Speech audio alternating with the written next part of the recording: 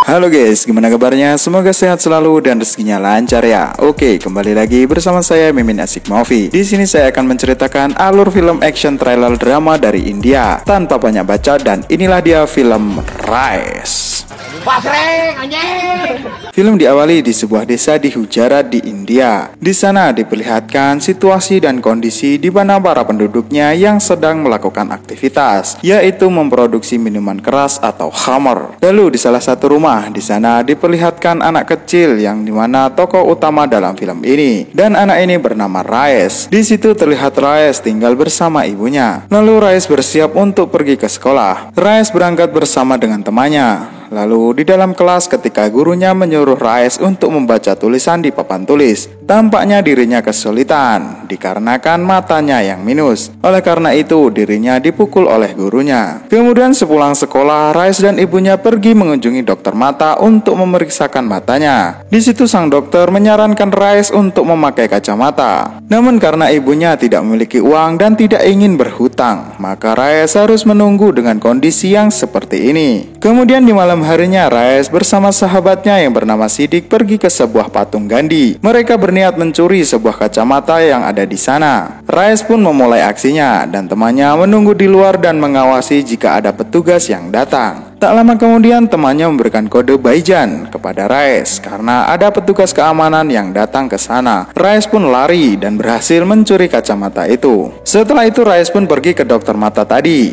dan menunjukkan kacamatanya. Dokter itu pun tertawa melihat itu karena ia mengetahui kacamata yang dibawa Rais itu hasil curian dari patung Gandhi, dan kacamata tersebut hanya frame-nya saja dan bukan yang asli. Karena merasa kasihan, dokter itu pun memberikan uang ke Rais untuk membeli kacamata dan menyuruhnya untuk mengembalikan kacamata patung Gandhi tersebut. Keesokan harinya, Rais akhirnya bisa melihat dengan jelas.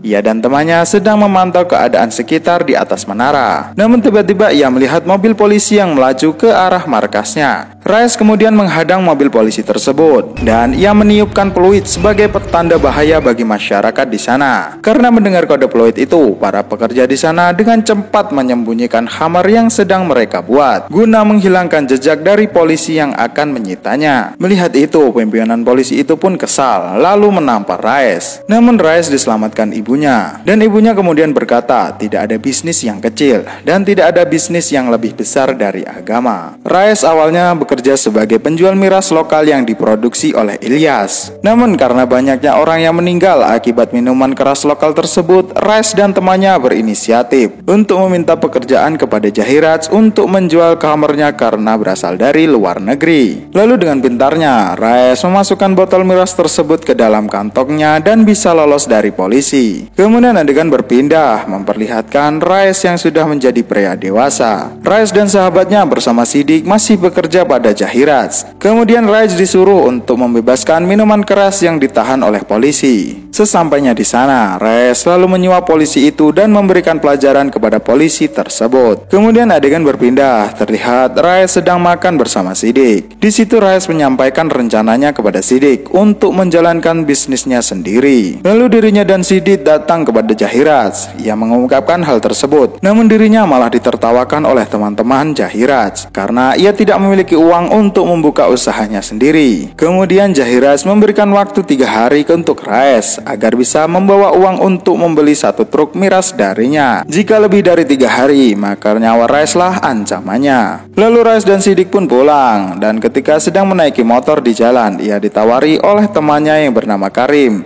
yaitu sebuah mobil mewah. Namun Rais hanya mengabaikannya dan melanjutkan perjalanannya. Kemudian dirinya malah hampir menabrak seorang yang sedang membawa kambing. Orang itu menyuruhnya untuk berhati-hati karena harga kambing sekarang sedang naik 10 kali lipat karena mendekati Hari Raya Idul Fitri. Mendengar itu, Rais memiliki ide. Ia lalu putar balik ke tempat Karim. Ia kemudian membawa mobil Karim dan menuju ke sebuah tempat untuk menukarkan mobil tersebut dengan puluhan kambing. Rupanya Rais akan menjual kambing tersebut di Bombay agar harganya menjadi berkali-kali lipat. Dan ketika sudah sampai di pasar Bombay, dia malah diusir oleh para pedagang di sana karena ia belum memiliki izin berniaga di sana. Awalnya Raes hanya diam saja, namun salah satu dari mereka ada yang memanggil Raes dengan sebutan mata empat. Mendengar itu, emosi Raes pun meledak dan Raes pun menghajar semua orang yang ada di sana. Setelah Raes berhasil meluluh lantakkan mereka semua, tiba-tiba muncul penguasa di sana yang bernama Musa. Di sana Musa menodongkan sebuah pistol kepada Raes. Namun dengan cepat Raes mampu mengambil pistol tersebut lalu balik menodongkannya ke Musa. Lalu ia berkata, "Jangan menyebutku mata empat." Dan dalam waktu yang sama, Raes pun pingsan. Kemudian Musa menghukum Raes dengan memotong semua kambing miliknya dan dibuat nasi biryani, kemudian membagikannya kepada para jemaah di hari Idul Fitri. Kemudian Musa berkata, "Kambing merupakan santapan harimau dan bukan untuk usaha." Raes lalu menjawab persis apa yang seperti ibunya katakan dulu. Tidak ada bisnis yang kecil dan tidak ada bisnis yang lebih besar dari agama. Kemudian adegan berpindah, terlihat Raes sedang berada di rumahnya. Ia kedatangan seorang pria, dia bernama Nawab. Ia merupakan keluarga dekat Musa. Nawab lalu memberikan satu koper uang dari Musa sebagai bayaran untuk semua kambing Raes kemarin. Lalu tidak lama kemudian, utusan Jahiraz datang karena waktu Raes hampir habis. Namun Raes sekarang sudah memiliki uang untuk membayar miras tersebut. Kemudian Raes mengunjungi makam ibunya dan berjanji akan memulai bisnisnya sendiri. Di sisi lain, terlihat di sebuah pesta seorang polisi menyamar dan berhasil menangkap kelompok yang terlibat dengan bisnis haram ini yang dipimpin oleh Kasmu. Pimpinan polisi menyuruh untuk membebaskan para pengedar. Namun Majmuda sebagai polisi yang jujur dan anti miras menolaknya. Kemudian Majmuda dipindahkan ke Gujarat akibat melawan perintah atasannya. Di sisi lain, Raes yang sedang bermain bola dengan sengaja memukul bola tersebut ke atap rumah pujaan hatinya agar ia bisa masuk dan melihatnya. Dan pujaan hatinya yang bernama Asia. Lalu adegan berpindah, terlihat Majmuda yang bertugas di Gujarat. Ia berhasil memusnahkan ribuan botol khamar milik Jahiran. Jahiran yang mengetahui hal itu terlihat sangat marah. Raes yang mengetahui hal itu mulai khawatir terhadap barangnya yang bisa bernasib sama dengan Jahiran. Kemudian Raes dipanggil oleh Majmuda. Ia diperingatkan untuk berhenti dari bisnis haram itu. Lalu Majmuda menawarkan secangkir teh kepada Raes. Namun Raes tidak menghiraukan apa yang dibicarakan Majmuda dan tidak ingin meminum teh dari kepolisian. Kemudian Majmuda mendapatkan info bahwa truk kiriman miras milik Raes akan datang besok. Sebelum truk itu sampai ke Gujarat, ia akan membagi miras tersebut ke dalam 4 mobil. Sehingga mobil yang diberhentikan polisi seharusnya berisi miras akan kosong dan berisi secangkir teh. Kemudian ketika pujaan hatinya akan berobat, ia diganggu oleh para preman. Dan Raes yang mengetahui hal tersebut menghukum para preman itu dan membuat Asia semakin salting. Lalu adegan berpindah, terlihat Raes sedang bermain layangan. Kemudian Jahiraz menghampirinya. Jahiraz selalu berkata, ia merasa dirinya sudah tidak kuat berhadapan dengan polisi dan kemungkinan bisnisnya akan hancur. Terlihat sekarang Raes yang mengembalikan keadaan. Ia lalu menawarkan bantuan, namun ia memiliki syarat, yaitu harus menjadi ketua dalam sindikat ini. Lalu dirinya memberikan Jahiraz waktu selama 3 minggu untuk menerima penawaran tersebut. Singkat cerita, Raes dan Asia akhirnya menikah. Di sisi lain, terlihat Majmuda yang menutup semua jalan darat agar truk miras Raes tidak bisa lolos. Namun Raes tidak kehilangan akal. Dirinya mengangkut semua barangnya menggunakan perahu yang dibantu penguasa laut yang bernama Hamlah. Kemudian pada saat perayaan 1 Muharram atau Tahun Baru Islam di Gujarat, Raes hampir menjadi sasaran penembak jitu. Namun Raes yang memiliki insting yang sangat kuat berhasil mengetahui dan mengejar penembak jitu itu.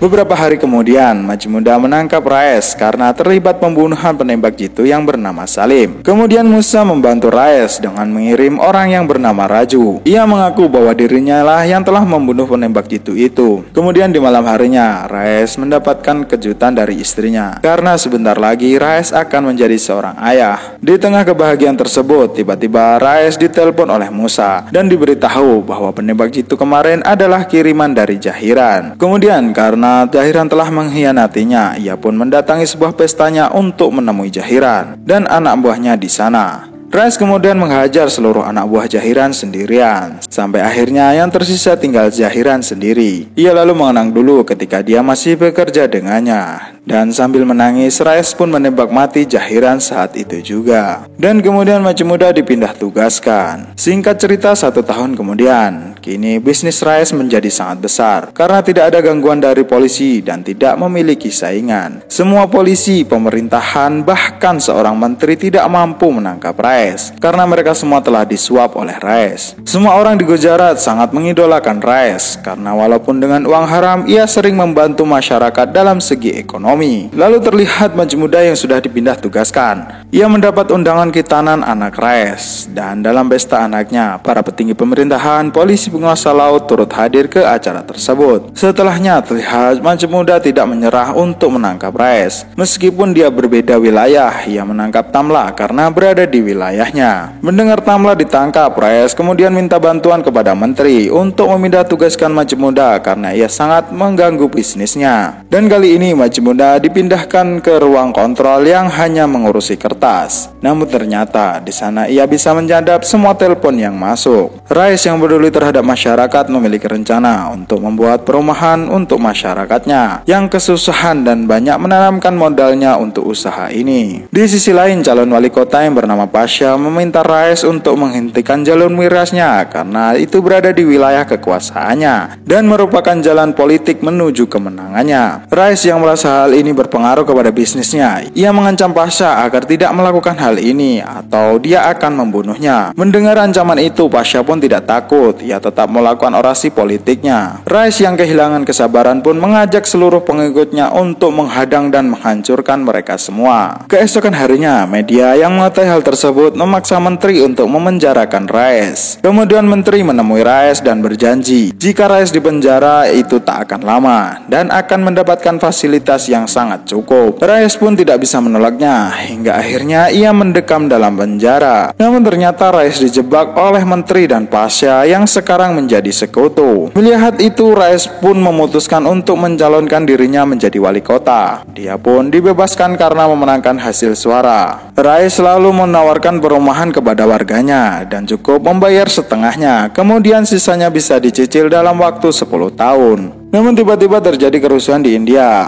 Pertikaian itu terjadi antara dua agama di sana. Rais yang memiliki jiwa toleransi pun mementingkan warganya dan dengan banyak mengirimkan bantuan untuk di sana. Namun ternyata sekarang bisnisnya terancam bangkrut. Dia tidak bisa menjalankan bisnis dan proyek perumahannya. Bahkan menteri yang sekarang menjadi musuhnya mencabut izin perumahannya. Rais sekarang terpuruk. Dia kembali mendatangi Musa untuk mendapat bantuan pinjaman uang. Musa memberikan pekerjaan kepada Rais untuk mengirimkan emas ke Bombay di tengah penjagaan polisi yang ketat. Ia akan mendapatkan bayaran yang sangat melimpah. Setelah berhasil mengirimkannya, tiba-tiba berita muncul terjadi ledakan bom di 5 wilayah yang mengarah dari Gujarat pelakunya. Polisi mengidentifikasi bom tersebut berasal dari emas yang dikirim Musa melalui Rais. Rais yang mengetahui hal tersebut sangat terpukul dan merasa sangat bersalah oleh hal itu. Dan karena perbuatannya, ribuan orang meninggal dunia. Ternyata Musa juga telah mengkhianatinya. Di sisi lain, Tamla yang sudah putus asa karena ia akan ditangkap polisi, ia menembak dirinya sendiri. Rais yang kesal mendatangi Musa